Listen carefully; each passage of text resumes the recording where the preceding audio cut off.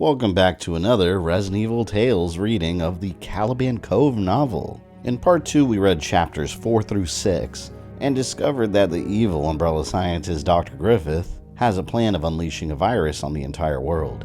And the S.T.A.R.S team is on the way, ready to investigate the Caliban Cove facility. Today let's go ahead and knock out a couple more chapters.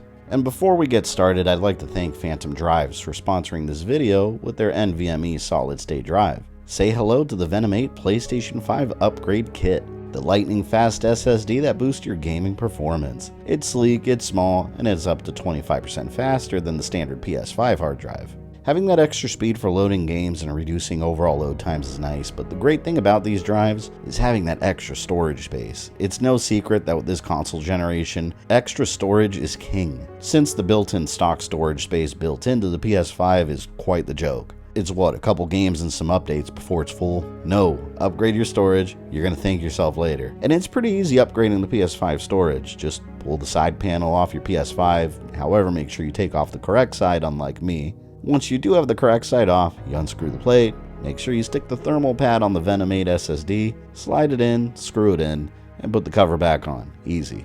And although the Venom 8 SSD works great on the PS5, it can be used for multiple other devices. If your PC has a PCIe Gen 4 M2 slot, plug it in and enjoy the blazing fast read-write speeds. Or you can even stick it in an enclosure kit, plug it in the USB, and use it as a reliable and removable data backup without any moving parts. I'm using it myself as a time machine backup. No matter how you choose to use the Venom 8 SSD, it's a great high-quality drive that comes in different sizes. Click the link in my description below to check out Phantom Drive's site.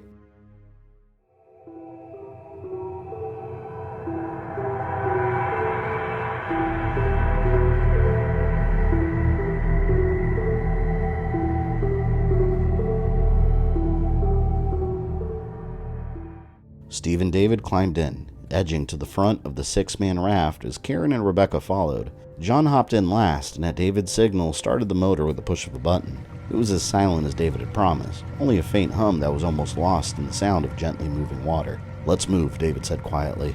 Rebecca took a deep breath and let it out slowly as they started north, heading for the cove.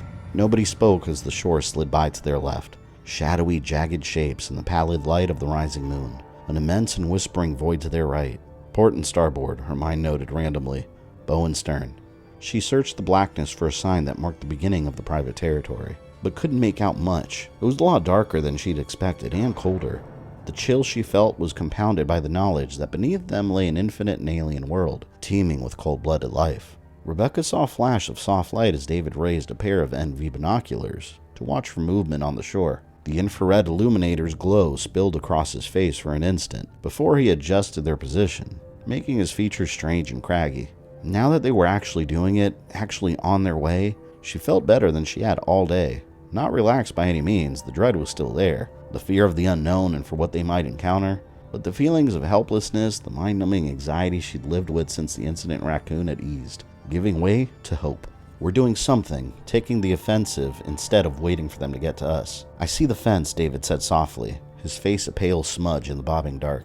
"We'll pass the dock next, maybe see the buildings as the land slopes up to the lighthouse to the caves." Water sloped at the raft, the sound of muted waves growing as the small craft rocked and shuddered. Rebecca felt her heart speed up. While she liked looking at the ocean, she wasn't all that thrilled to be out in it. As a kid, she'd seen Jaws one time too many. She kept her focus on the shore, trying to judge how close they were, and felt as much as saw the land open up as the tiny raft slipped through the lapping waves. Maybe 20 meters away, the towering shadows of trees gave way to a clearing. She can hear water dashing lightly against the rocky shore, sense flat open space on both sides of them now. They had reached the compound. "There's the dock," David said. "John, veer starboard, 2 o'clock. Rebecca could just make out the faint man-made shape of a pier ahead of them, a dark line shifting on the water. There was the hollow, lonely squeak of metal rubbing wood, the small dock raised and straining at its pilings. There were no boats that she could see. As the pier slipped past, Rebecca squinted into the darkness beyond. She could just make out the blocky outline of a structure behind the floating wood, what had to be the boathouse or marina for the facility. She couldn't see any of the other buildings from Trent's map. There were 6 more besides the lighthouse, 5 of them spaced evenly along the cove, set into 2 lines that paralleled the shore, 3 in front, 2 behind. The 6th structure was directly in the back of the lighthouse, and they were all hoping that it was the lab. they'd be able to get what they needed without going through the whole compound. Boathouse is wood, the others look like concrete. Wait, David's whisper became urgent. Somebody, 2, 3 people, they just went behind one of the buildings. Rebecca felt a strange relief flood through her. Relief and disappointment, and a sudden confusion. If there were people, maybe the T-virus hadn't been unleashed. But that meant that the buildings would be occupied, the grounds patrolled, making a covert operation impossible. Then why is it so dark? Why does it feel so dead here, so empty? Do we abort? Karen whispered. And before David could respond, Steve gasped. A sharp intake of air that froze Rebecca's blood, her thoughts fluttering wildly in a spasm of primal fear. 3 o'clock, big. Oh Jesus, it's huge. The raft was hit, heaved up and over in a fountain of churning blackness. Rebecca saw a flash of sky, smelled cold and rotting slime, and was plunged splashing into the turbulent dark waters of the sea. Water enveloped him, the icy, stinging salt burning David's eyes and nose as he flailed desperately, lost and breathless. Where is it? He'd seen it, an immense and pebbled plain of flesh surging up from the black at the second of impact. The surface pulled at him, and he kicked against the dragging depths, terrified. His head broke through to the air, and an ominous quiet. The team, where's... David whirled around, gasping, heard a spluttering cough to his left. Get to shore, he panted, turning in a circle, trying to find their position, to find the creatures, cursing himself for a fool. Missing fishermen, haunted waters, stupid, stupid. The raft was 10 meters behind him, upside down, disturbed water splashing at its sides. The force of the attack had thrown them clear, actually knocking them closer to land. He saw 2 bobbing shapes, faces between him and the shore. Heard more splashing as another joined them. He couldn't see the unnatural thing that had hit the raft, but expected to feel the bite any second, the cold puncture of dagger teeth tearing him to pieces. Get to shore, he called again, his heart thundering, his legs heavy and vulnerable. Kicking, obvious. Can't go in 3, where's 4? David! David! John's terrified shout from beyond the floating raft. Here! John, this way! Come this way! Follow my voice! John started toward him as David tread water, propelling himself backward toward the rocky beach and shouting all the while. He saw the top of John's head appear, saw his arms pumping frantically through the murky water. Follow me, I'm over here, we have to get... A giant pale shadow rose up smoothly behind the soldier, at least 3 meters across, rounded and dripping and impossible. Time jerked to a crawl, the events unfolding in front of him in a slow-motion dream.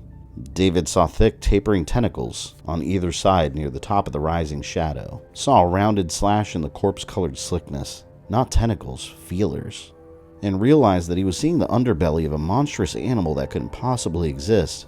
A bottom feeder as big as a house. The black slash of its mouth hissed open, revealing clusters of peg-like grinding teeth, each the size of a man's fist. When it came down, John would be swallowed up by the massive jaws or crushed, or plowed into the icy deep, a drowning meal for the creature.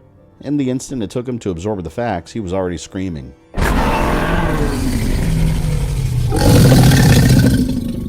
Dive, dive. Time skipped forward, and the beast was falling forward, arching over, its long, thick serpent's body dwarfing the raft, its shadow enveloping the frantic swimmer. David caught a glimpse of bulbous, rolling eyes the size of beach balls, and it crashed down, sending explosive plumes of water high into the air, blotting out the stars in sheets of foaming spray. Before David could draw breath, a tremendous wave knocked into him, driving him violently backward through the bubbling darkness. There was rushing movement, a sense of helpless speed as he struggled against the force that tore at his limbs, struggled to find air in the sweeping torrent. Kicking wildly, he surged upward through the liquid veil, felt cold air slap at his skin, and warm human hands yanking at his shoulders. He inhaled convulsively as his boots scraped against rock, and Karen's ragged voice spoke behind him. Got him. Staggering against the slimy rocks, David let himself be dragged backwards until he found his balance and could turn around. Wet figures were reaching out. Steve and Rebecca. Oh my God, John. I'm okay, David gasped, stumbling forward, his knees cracking numbly against larger rocks that his blurred gaze denied him from seeing. John, does anyone see him? Nobody answered. He blinked away salt, reeling around to face the splashing darkness, the settling wave slapping at their feet. John! He called as loud as he dared, searching, seeing nothing at all. His heart was as cold as his body, as heavy as the sodden weight of his Kevlar vest. No life jackets. Would have seen him by now. He called again, hope dwindling. John! A choking, strangled voice from the rocks to their left. What? David sagged in relief, taking a deep breath as John's dripping figure staggered out of the shadows. Steve lunged forward, grabbing the taller man's arm, and helping him lean against the rocks. I dove, John rasped out. David turned and looked up, past the sliver of pebbled, boulder-strewn beach to the darkness of the compound. They were at the bottom of a short-angled drop in plain sight. The shock of the monstrous fish, if it could be called that, was suddenly unimportant in the light of that realization. They were out of the water now. Have they heard us, seen, won't make the caves now. Can't stay here. The marina, he breathed, turning south. Quickly, the team stumbled past him, Karen taking the lead, the others following close. No one seemed seriously injured, a miracle on its own. David jogged after John, assessing the situation as his aching legs carried him through the rocky dark. Get to cover, bar the door, regroup, get to the fence. The ground rose steeply in front of them, the pier looming into view ahead. As they clambered up over rocks, David heard a muffled clatter of metal, saw Rebecca hugging the black, dripping shape of the ammo pack to her chest. He felt a wisp of new hope for their chances. If they could just make it inside, somewhere safe. The building was ahead on their right, silent and dark. A closed door facing the wooden dock. There was no way to know if it was empty. And though barely 10 meters away, the distance was open and flat. Weathered planking, not even a pebble to block them from view. No choice. Stay low, he whispered. And then they were crouching their way to the structure, Karen reaching the door first, pushing it open. No light spilled out, no alarm sounded. Steve and Rebecca piled in behind her, then John, then David, stumbling into the dark, closing the wooden door after him with a wet, cold shoulder. Stop where you are, he said softly, fumbling for the halogen torch on his belt. Besides the gulping breaths of his team, the room was still, but there was a horrid smell in the close air, a fading stench of something long dead. The thin beam of light cut through the black, revealing a large and mostly empty windowless room. Ropes and life preservers hung from wooden pegs. A workbench ran the length of one wall. A few sawhorses, cluttered shelves. My God. The light froze on the room's other door, directly across from the one they'd entered. The narrow beam played across the source of the smell, highlighting bare bone and a tattered, oily stained lab coat. Dried strings of muscles dripped in streamers from a grinning face. A corpse had been nailed to the door, one hand fixed in a welcoming wave. From the look, it had been dead for weeks. Steve felt his gorge rise into his throat. He swallowed it down, looking away, but the grotesque image was already fixed in his mind. The eyeless face and peeling tissue, the carefully splayed fingers pinned into place. Jesus, is that some kind of joke? Steve felt dizzy. Still out of breath from the nightmarish swim, the sloshing climb over the rocks, the horror of the umbrella sea monster, the dried, sour smell of rot wasn't helping. For a few seconds, nobody spoke. Then David cupped one hand over the light and started talking, his voice low but amazingly even. Check your belts and drop your clips. I want status now. Injuries, then equipment. Take a deep breath, everyone. John? John's solemn voice rumbled through the shadows to Steve's left, accompanied by sounds of wet, fumbling movement. Karen and Rebecca were to his right, David still by the door. I got fish slime on me, but I'm okay. I've got my weapon, but my light's gone, so are the radios. Rebecca? Her voice was wavering but quick. I'm fine, my weapon's here. And the flashlight, the med kit. Oh, and I've got the ammo. Steve checked himself out as she spoke, unholstering his Beretta and ejecting the wet mag, slipping it into a pocket. There was an empty spot on his belt where his light should have been. Steve? Yeah, no injuries. Weapon, but no light. Karen? Same. David's fingers shifted over the muted beam, allowing a shallow glow to spill into the room. No one's hurt and we're still armed. Things could be a lot worse. Rebecca, pass out the clips, please. The fence can't be more than 50 meters south from here, and there are enough trees for cover. Provided no one's seen us yet, this operation is called, We're Getting Out of Here. Steve accepted 3 loaded magazines from Rebecca, nodding his thanks. He slapped one into the semi, chambering around automatically. Great, fine, let's blow. That insane creature nearly eating us, now Mr. Death dropping a casual wave, like he was put there to say hello. Steve wasn't easily frightened, but he knew a bad situation when he saw it. He admired the S.T.A.R.S deeply and wanted to go in on the operation to help make things right. But with their boat gone and the initial plan shot to shit, nailing Umbrella could wait. David stepped closer to the decomposed figure, a look of disgust curling his features in the shadowy orange glow of the light. Karen, Rebecca, come take a look at this. John, take Rebecca's torch. You and Steve, see if you can find anything useful. Rebecca handed her flashlight to John, who nodded at Steve. The 2 men walked to one end of the long workbench, the soft voices of the others carrying across the still air. The T-virus didn't do this, Rebecca said. Pattern of decay is all wrong. Silence, then Karen spoke. See that? David, give me the light for a second. John hooded their flashlight with one large hand, playing the beam across the dirty planks of the counter. A broken coffee mug, a pile of greasy nuts, and bolts on top of a laminated tide chart. An electric screwdriver, dusty and dented, a couple bits on a stained rag. Nothing. It's nothing here. We should get out before someone comes looking. John opened a drawer and rummaged through it while Steve tried to make out what was on an overhead shelf. Behind them, Karen spoke again. He wasn't dead when they nailed him up, though I'd say he was close, definitely unconscious. There's no smearing suggesting he didn't struggle, and there are slide marks here and here. I'd say he was shot by the back door and dragged over. John had finished digging through the drawer, and they moved on, boots squelching against the wood floor. A set of socket wrenches, a cheap radio, a crumpled paper bag next to a pencil nub. Something snagged at Steve's thoughts, and he stopped looking at the paper bag. The pencil. He picked up the crunched ball, smoothing out the wrinkles and turning it over. There were several lines written near the bottom, scrawled in jerky. "Hey, we found something," John called quietly, shining the light on the writing as the others hurried over. Steve read it aloud, squinting at the faintly penciled words under the wobbling beam. There was no punctuation. He did his best to work out the pauses as he went. July 20th. Food was drugged. I'm sick. I hid the material for you. Sent data. Boats are sunk, and he let the... Steve frowned, unable to make out the word. Trisquads? Boats are sunk, and he let the Trisquads out. Dark now, they'll come. I think he killed the rest. Stop him. God knows what he means to do. Destroy the lab, find Krista. Tell her I'm sorry. Lyle is sorry. I wish there was nothing more. Ammon's message, Karen said softly. Lyle Ammon. It didn't take a rocket scientist to figure out who was hanging on the door. The sagging, seeping Mr. Death had an identity now, for what it was worth.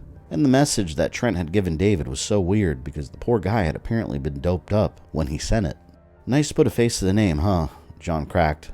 But not even he smiled. The desperate little note had an ominous ring to it, with or without the brutal murder to back it up. What's a Trisquad? Who's he? Maybe we should look around a little more, Rebecca began hesitantly. But David was shaking his head. I think it's best if we leave this for now. He broke off as heavy, plodding footsteps sounded across the wood deck, just outside the door they'd come through. Everyone froze, listening.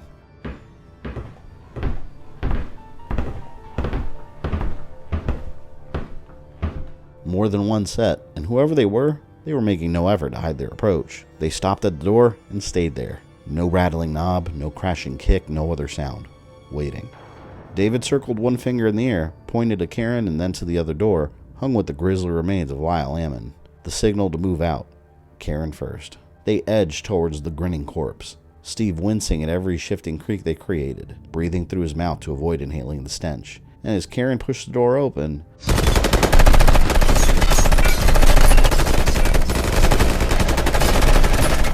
the silence was shattered by the rattle of automatic fire, coming from in front of them, to the left, coming from the direction of their escape.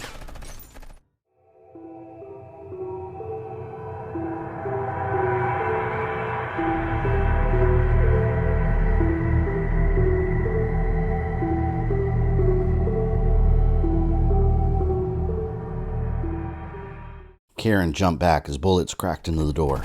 Chunks of rotten flesh spattered up from Ammon's body. The corpse danced and waved in a shuddering, jerking rhythm of macabre motion.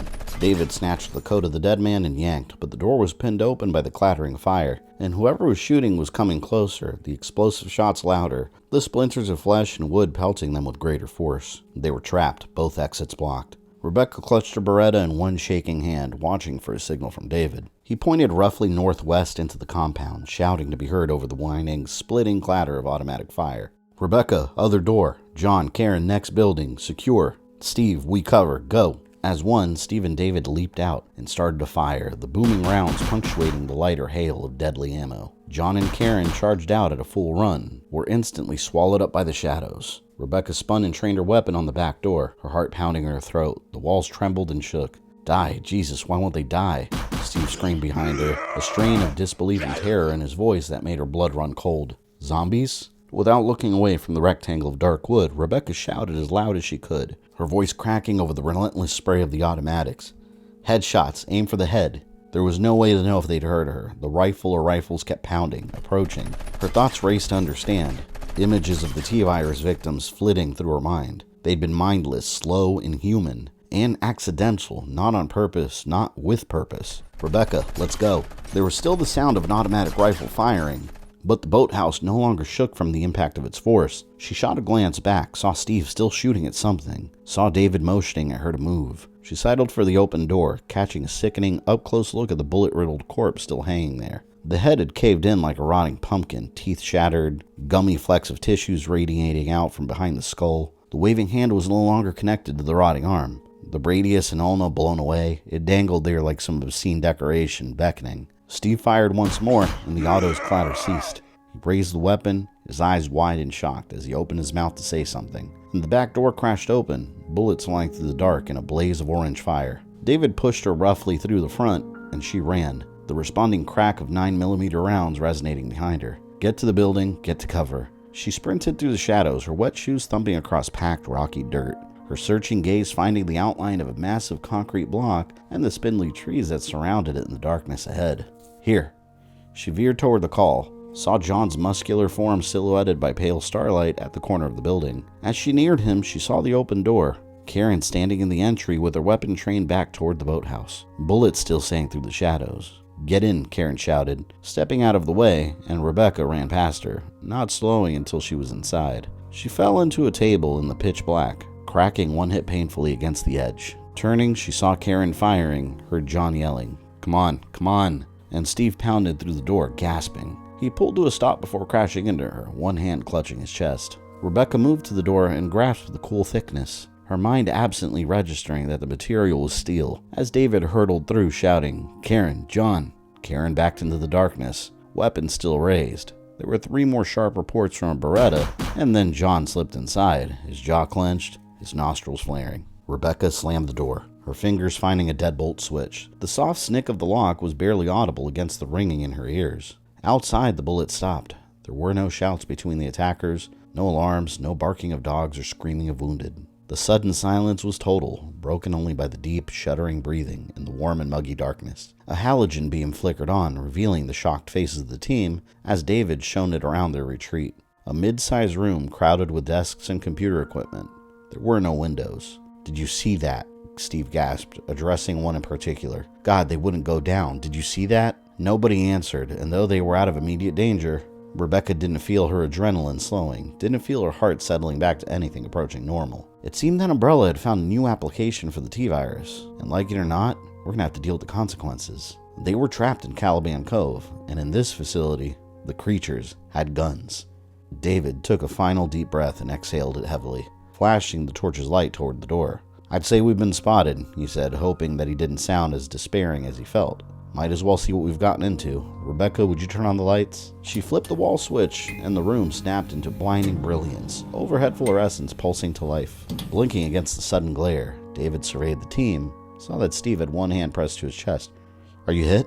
Vest stopped it, he said, but he seemed more out of breath than the others, his face paler than it should have been. Rebecca glanced at David with a questioning gaze. He nodded at her. "Doesn't appear that we have anywhere else to go. Check him out. Anyone else?" Nobody answered as Rebecca stepped up to Steve, motioning for him to take off the vest. David turned and looked around the room, measuring it against the memory of Trent's map and what little he'd seen from the outside. There were half a dozen cheap metal desks, each with a computer and bits of clutter on top. The cement walls were undecorated and plain. There was another door on the west wall that had to lead deeper into the building. "Karen, secure that," he said. "They could check out the rest of the site once they decided what to do. Once you've decided, Captain, perhaps you'd like to send them out for a swim. Can't be any worse than what you've already managed." David ignored the inner voice, perfectly aware of how badly he'd underestimated the situation. The team didn't need to see him wallow in self-doubt. It wouldn't help anything. The question was, what now? "Let's talk," he said. "It doesn't look like we're facing an accident after all. What did the note say? The food was drugged, and something about a he killing the others. Is it possible that we're not looking at a T-virus spill?" Rebecca looked up from her examination of Steve's chest, the computer expert sitting on one of the desks in front of her. Steve winced as Rebecca's fingers circled the darkening bruise on his right pectoral. She smiled guiltily at him, shaking her head. "You're okay. Nothing's broken." She turned her back to David, the smile falling away. Yeah, if there'd been a release, that guy on the door, Ammon, would have been affected. But the Trisquads, if they're the result of experiments with the T-virus, they'd have rotted away by now. It's been over 3 weeks since he wrote that note. We should be looking at piles of mush. Either it's a different virus or someone's been taking care of them. Enzyme upkeep, maybe some kind of refrigeration. David nodded slowly, following her reasoning. And if that someone had gone mad and killed everyone, why bother? That corpse waving at us, Karen said thoughtfully, and the creatures or creatures in the cove, it's like he expected people to come. But didn't mean for us to get very far, John finished. The line from the note ran through David's mind, the words following the plea to stop him. God knows what he means to do. Steve had slipped his shirt back on, shivering from the damp cloth. So what do we do now? David didn't answer him, not sure what to say. He felt so drained, so exhausted and uncertain. Our options are to get out or go deeper, he said softly. Considering what's happened so far, I don't feel comfortable making that call. What do you want to do? David looked warily from face to face, expecting to see anger and disdain. He let them down, led them into a perilous situation without a contingency plan, all because he couldn't stand to see the stars tarnished. And now that they were trapped, he didn't know what to do. The expressions they wore, as a group, were thoughtful and intent. He was surprised to see Karen actually smile, and when she spoke, her tone was brightly eager. Since you're asking, I want to figure this out. I want to know what happened here. Rebecca was nodding. Yeah, me too, and I still want to get a look at the T-virus. I want to pick off a few more of those Tri-Boys, John said, grinning. Man, zombies with M16s, Night of the Living Death Squad. Steve sighed, pushing his wet bangs off his forehead. Might as well keep looking. Going back out isn't exactly safe. It's not the way I would have liked, but getting dirt on Umbrella was the original plan. Yeah, I want to nail these bastards. David smiled, feeling properly embarrassed at himself. He hadn't just underestimated the situation, he'd sorely underestimated his team. What do you want? Rebecca asked suddenly. Really? The question surprised him anew, not because she'd asked, but because suddenly he didn't have an answer. He thought about the stars, about his obsession with his career, and what it already cost them. All he'd wanted for days was to feel as though his life's work had been meaningful, that it hadn't been wasted. And he'd convinced himself that uncovering the treachery within the job would lay his mind at rest, as if rooting out the corruption would somehow prove that he wasn't worthless. I've worshipped at the altar of the organization for so long, but isn't this the reason why, the real purpose, here in this room, on these faces? He studied her curious, sharp gaze, felt the rest of them watching him, waiting. I want for us to survive, he said finally, truthfully. I want for us to make it out of here. Amen to that, John muttered. Dave remembered what he'd told the Raccoon team, about each of them doing what they did best if they meant to succeed against Umbrella. He'd said it to get Chris's approval of his operation, but it was a truth that applied to all of them. Get to it, Captain. John, you and Karen take a look around the building, check the doors, be back in 10. Steve, boot up one of those computers. See if you can find a detailed layout of the grounds. Rebecca, we'll go through the desks. We want maps, data on Trisquads, T-virus, anything personal about the researchers that might tell us who's behind all this. David nodded at them, realizing that he felt clearer and more balanced than he had in a long, long time. Let's do it, he said. To hell with the stars, they were going to take Umbrella down. Dr. Griffith might not have even noticed the security breach if it hadn't been for the MA7s. It seemed they were useful after all, though not in the way they'd been intended. He'd spent most of the days in the lab, dreamily pondering the pressurized canisters standing by the entrance, the shining steel glittering seductively in the soft light. Once he made the decision to let the virus go, he'd realized that there was really nothing else he needed to do. The hours had flown by. Each glance at the clock had been a surprise, though not an unpleasant one. He'd be the first, after all, the first convert to the new way of the world. With that in front of him, the only task with which he needed to concern himself was getting the canisters up to the lighthouse. And with the doctors waiting silently, patiently by, even that was taken care of. Just before dawn, he'd give them their final instructions, and then proudly lead the human species into the light, into the miracle of peace. It had been the thought of the MA7s that had finally drawn him out into the caves. The only concern he hadn't already dismissed as trivial. He'd already made a mistake with the Leviathans. Once he'd taken over the facility, he'd lowered the cove gates on impulse, wanting them to be as free as he'd felt. It wasn't until the next day that he'd realized Umbrella might find out and come looking, effectively putting an end to his plans. He'd continued to send in weekly reports to keep up appearances, but there was no good explanation for the escape of the four creatures. It had been sheer luck that the Leviathans had returned on their own. The MA7s were a different matter entirely, of course. They were too violent, too unpredictable to be let out. But letting them starve to death in their cage didn't seem right, particularly not when they too would enjoy the benefits of his gift. It wasn't their choice to exist as creatures of destruction, even to exist at all. And since he'd played a small role in their creation, he felt a responsibility to do something for them. He'd stood in front of the outer gate for quite some time, considering the problem, as all 5 of the animals hurled themselves repeatedly at the heavy steel mesh, their strange, mournful howls echoing through the damp and winding caves. There was a manual lock release near the enclosure, another in the lab, but there was no way to loose them from the lighthouse, and he certainly couldn't let them out before he got to safety. He could send one of the doctors to do it, but the Sevens had a much slower metabolism than humans, and there was a risk that they would get to him before they made the change. A month before his takeover of the compound, Dr. Chin and two of her vet techs had made the mistake of trying to tend to one of the sick ones. It was a bad way to die. And although he'd be oblivious to the pain once he'd made the transition, he meant to stay with the new world for as long as possible. Griffith had finally decided that euthanasia was the only reasonable choice. It was a reluctant decision, but he could see no alternative. Although the lab was well stocked, poisons weren't his forte. So he decided to look up the information on the mainframe, and there, in the cold comfort of the sealed laboratory, he discovered that his sanctuary had been invaded. He sat in front of the computer in a kind of shock, staring at the blinking cursor that indicated system use in one of the bunkers. There was no chance that it was a mistake. Except for the lab terminals, the rest of the compound had been powered down weeks ago. Umbrella had come. The first emotion to break through his stunned astonishment was rage, a sweeping red-hot fury that tore away all reason, descending over him like a blinding fire. For a few moments he was lost, his body taken over by the primal force, grasping and rending, tearing at the useless, meaningless things that fell beneath his burning fingers. They will not stop me, will not. When his hands touched the cool metal of the canisters, the fire turned to ash. The smooth silver tanks were like a splash of reason, bringing him back to himself. His control returned as abruptly as it had gone, leaving him breathless and sweating. My creation, my work. Blinking, gasping, he found himself standing in a sea of ripped papers, broken glass, and torn circuitry. He'd managed to destroy the computer, the bearer of bad news, in pieces on the cold floor. On another day, he might have been ashamed at the hysterical tantrum. But on this, his eve of greatness, he allowed that rage. He allowed that the rage had been justified. Justified perhaps, but pointless. How will you keep them from stopping you? You can't release the strain here, and you can't risk taking it outside, not now. What are their plans? How much do they know? He could find out easily enough. There were still two other terminals in the lab, and he walked quickly to one of them, glancing at the mute doctors sitting quietly by the airlock. If they'd even noticed his rampage, they gave no sign. He felt a small rush of hatred for them, for creating the useless Trisquads. The unstoppable guards had failed him now that he needed them most. He sat down and turned on the monitor, impatiently waiting for the spinning umbrella of the company logo to disappear. The security network for the compound system was based in the lab. He'd be able to see what the intruders were seeking without alerting them to his presence, if he could remember how to access the information. He tapped several keys, waited, then typed in his clearance number. After the briefest of pauses, lines of glowing green data spilled across the screen. He'd done it.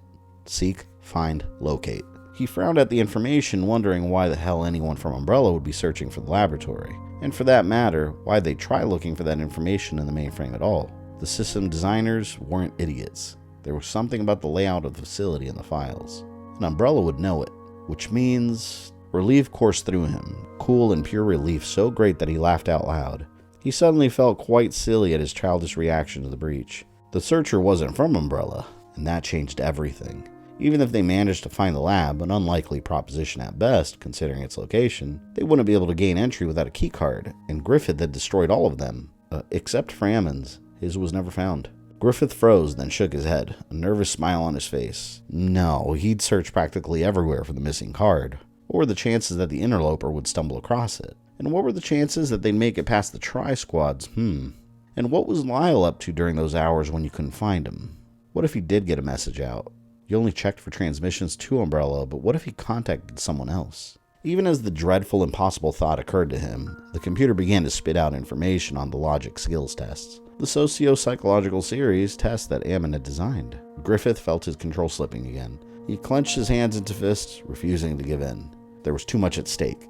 He couldn't afford to let his emotions take over. Not now. He had to think. I'm a scientist, not a soldier. I don't even know how to shoot, to fight. I'd be useless in combat, totally. Unpredictable, uncontrollable. A slow grin spread across his features. Blood was seeping from his fists, from where his ragged fingernails had dug into the heels of his hand. But he felt no pain. His gaze wandered around the open, silent laboratory, resting briefly on the airlock, then to the blank, stupid faces of his doctors, to the cylinders of compressed air and virus, his miracle, and finally to the controls for the mesh gate that led to the animal enclosure. Dr. Griffith's smile widened. Blood pattered to the floor. Let them come.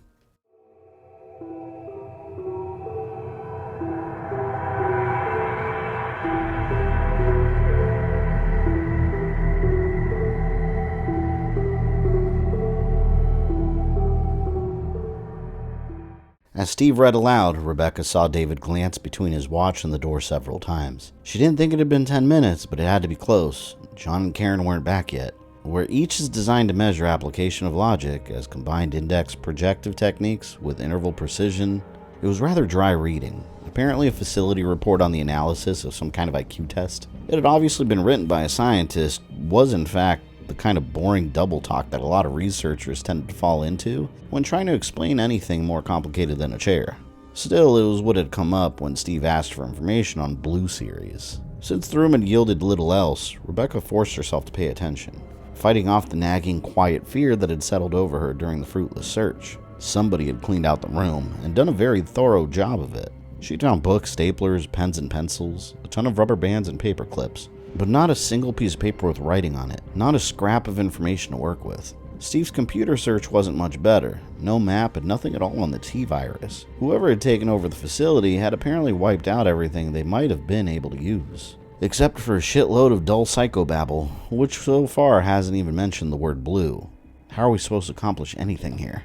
Steve touched a key, then brightened considerably. Here we go. The red series, when looked at on a standardized scale, is the most basic and simple, applicable up to intelligent quotient of 80. The green series... He broke off, frowning. The screen just went blank. Rebecca looked up from the mostly empty desk she'd been going through as David walked over to join Steve. System crash? She asked worriedly. Steve was still frowning, tapping at keys. More like a program freeze. I don't think... Hello, what's this? Rebecca? David said quietly, motioning for her to come look. She closed a drawer full of blank, unlabeled file folders and moved over to stand behind Steve, bending down to read what was on the monitor. The man who makes it doesn't need it. The man who buys it doesn't want it. The man who uses it doesn't know it. It's a riddle, David said. Either of you know the answer? Before either of them could respond, Karen and John walked back into the room, both of them holstering their weapons. Karen held a sheet of torn paper in one hand. Locked up tight, John said. Half a dozen offices, no windows at all, and only one other external door. North end. Karen nodded.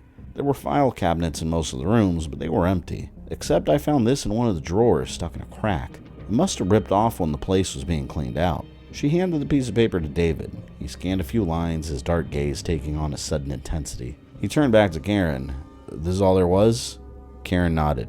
Yeah, but it's enough, don't you think? David held up the torn sheet and started to read it out loud. The teams continue to work independently, but have shown a marked improvement since the modification of oral synapses. In Scenario 2, when more than one Trisquad is present, the second team B will no longer engage when the first one A concludes, when target ceases to move or make sound.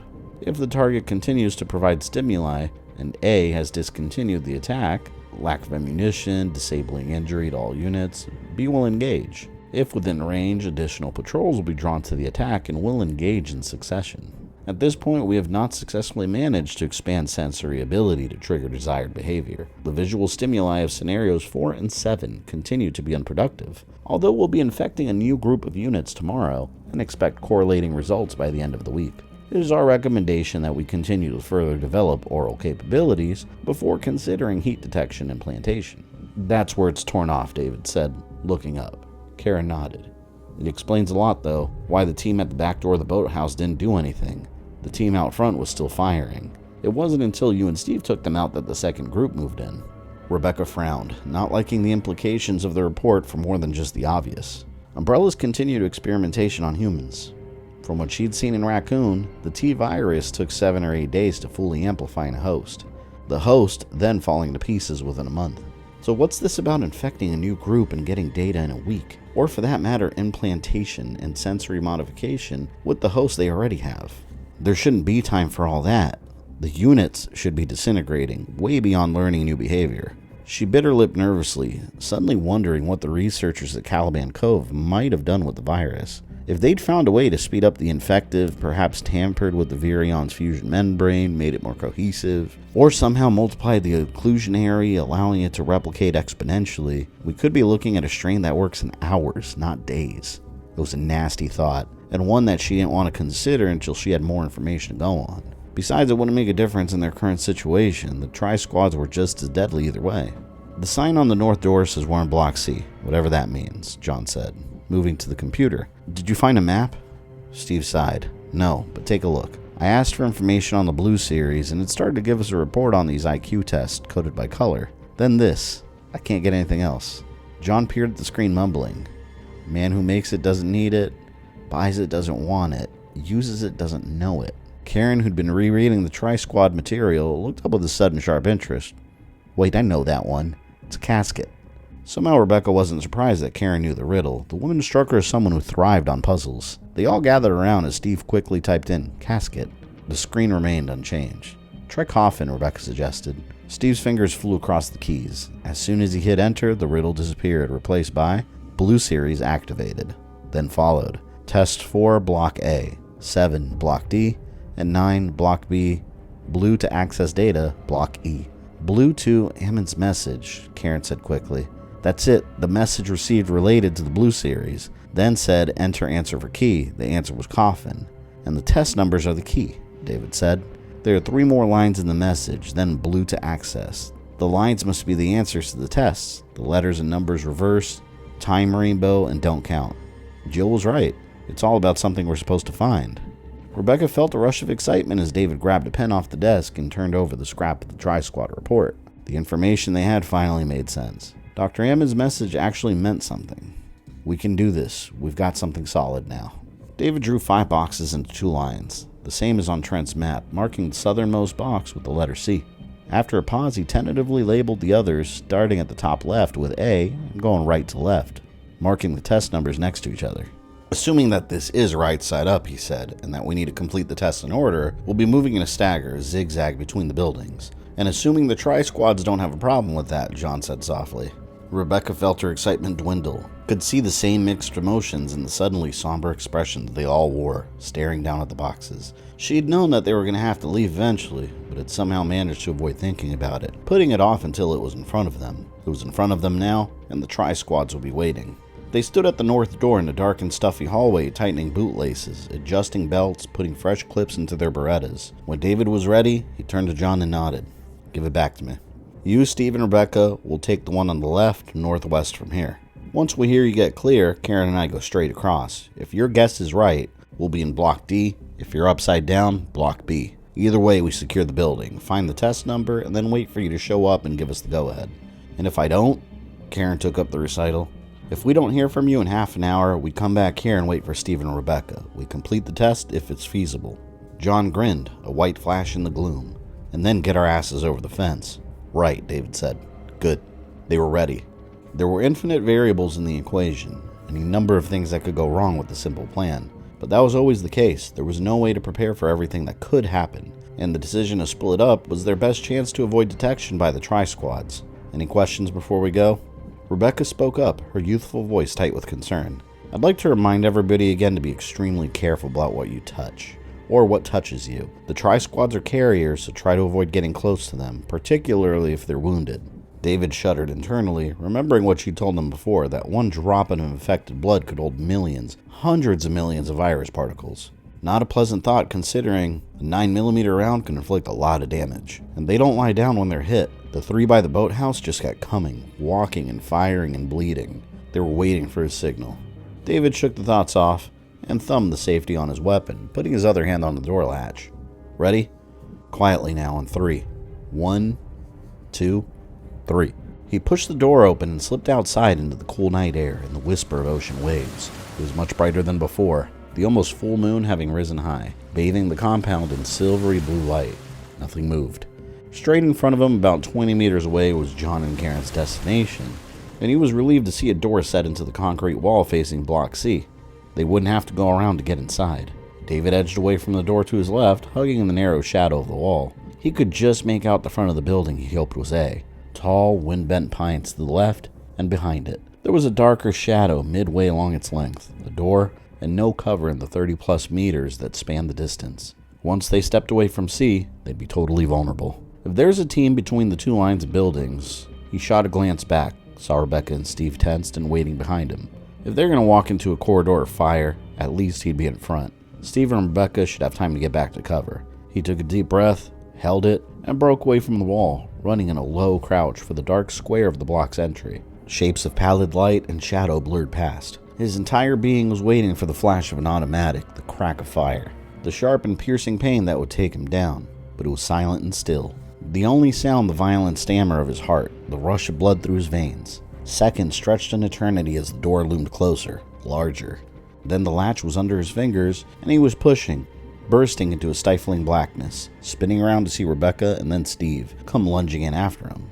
David closed the door quickly, but quietly, sensing the emptiness of the dark room, the lack of life, and then the smell hit him. Either Steve or Rebecca gagged, a dry bark of involuntary revulsion as David snatched for the torch, already dreading what he knew they would see. It was the same terrible stink that they'd come across in the boathouse, but 100 times more powerful. Even without the recent reference, David knew the odor. He'd experienced it in a jungle of South America and in a cultist camp in Idaho, and once in the basement of a serial killer's house. The smell of rotting, multiple death was unforgettable. A rancid bile like sour milk and fly-blown meat. How many?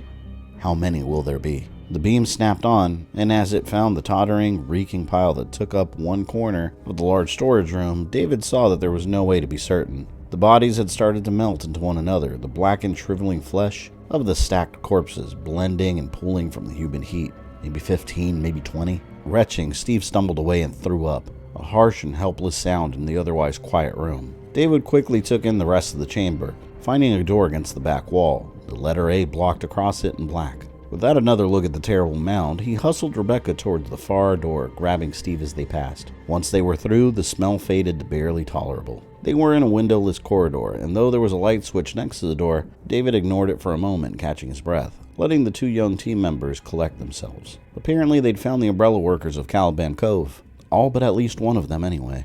And David decided that if they ran across him, he'd shoot first and not bother with any questions at all. Karen and John stood at the door for a full minute after the others had gone, cracked open just wide enough for them to listen. Cool air filtered through the opening, the faraway hiss of waves, but no shots, no screams. Karen let the door open and looked at John, her pale features masked in the dim light. Her voice was low, even, and terribly serious. "They're in by now. You want to take the lead, or would you prefer if I went first?" John couldn't help himself. "My women always go first," he whispered, "though I prefer it when we go together, if you know what I mean." Karen sighed heavily, a sound of pure exasperation. John grinned, thinking about how easy she was. He knew he shouldn't devil her, but it was hard to resist. Karen Driver kicked ass with a weapon, and she was sharp as a tack, in the brains department. But she was also one of the most humorless people he'd ever known. It's my duty to help her lighten up. If we're gonna die, might as well be laughing as crying. A simple philosophy, but one he held dear. It had gotten him through many an unpleasant situation in the past. "John, just answer the goddamn question." "I'll go," he said mildly. "Wait till I get through, then follow." She nodded briskly, stepping back to let him by. He briefly conceded to her that he'd greet her at the door, wearing nothing but a smile, but decided against it. They'd worked together for almost 5 years, and he knew from experience that he could only go so far before she got pissy. Besides, it was a good line, and he didn't want to waste it. As soon as his hand closed over the latch, he took a deep breath, letting his sparkling wit take a backseat to what he thought of as his soldier mind. There was humor, and then there was conquering the enemy. And while he enjoyed both immensely, he'd learned long ago to keep them separate. Gonna be a ghost now, gonna slide through the dark like a shadow. He gently pushed the door open. No sound, no movement, holding his breath loosely. He stepped away from the building and moved quickly through the silvery dark, fixing on the door that was scarcely 20 steps away. His soldier mind fed him the facts, the cool wind, the soft tread of boots against the dirt, the smell and taste of the ocean. But his heart told him that he was a ghost, floating like an invisible shadow through the night. He reached the door, touching the clammy metal bar with steady fingers, and it wouldn't move. The entrance was locked. No panic, no worry. He was a shade that no one could see. He'd find another way in. John held up a hand, telling Karen to wait, and edged smoothly to his right. Silent and easy, shadow without form. He reached the corner and slid around, letting his heightened senses continue to feed him information. No movement in the whispering night, the rough feel of concrete against his left shoulder and hip, the steady pump of exhilaration and fluidity in his muscles. There was another door facing the broad, glimmering openness of the sea. Cool light matte against metal.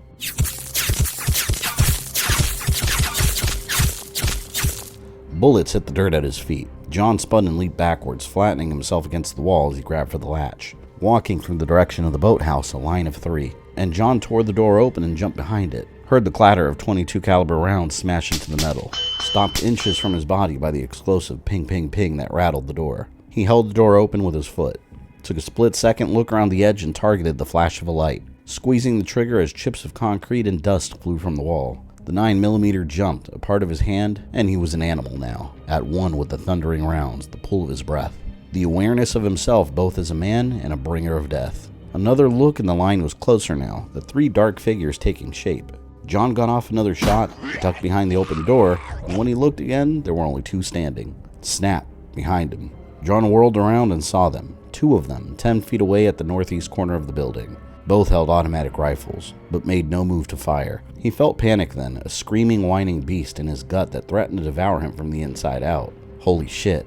The fusillade of the M16s was still approaching, but he could only see the creatures that stood there, watching him with blank and rubbery eyes, wobbling on unsteady legs. The one on the left had only half a face. From the nose down was a liquid, pulpy mass of tissue, chunks of dark wetness hanging from strings of elastic flesh. The one on the right looked intact at first, if deathly white and dirty, until he saw the exploded mass of its belly. The limp, dripping snake of intestine flopped out against his bloody shirt. Won't engage until Team A finishes. John stepped back into the warm dark of the building, using one distant arm to hold the door open against the pair that still fired. He leaned out and aimed as carefully as he could manage, squashing the panic as best he could. Neither of the creatures moved to defend themselves, only stood there teetering on rotting legs, watching him. 2 clean headshots, explosively loud over the continuing rattle of the M16s. Before they'd even hit the ground, John heard another 9mm thundering through the darkness, drowning the automatic fire. Karen.